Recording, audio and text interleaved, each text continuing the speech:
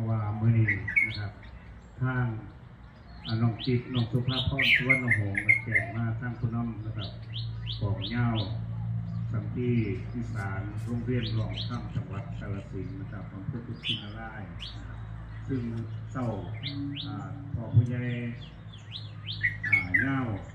เป็นบ่หูจักนะครับเป็นประกาศลา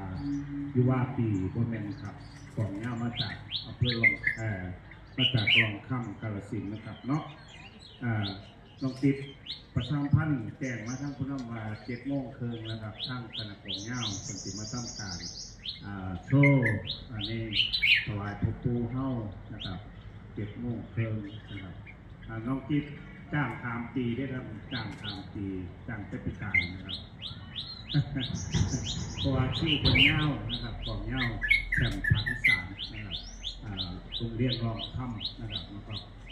พี่น้องจะคอยมาเบิ่งมาแย่งมาส้มนะครับว่าสิซ้ำใดนะครับเนาะในเฟซใน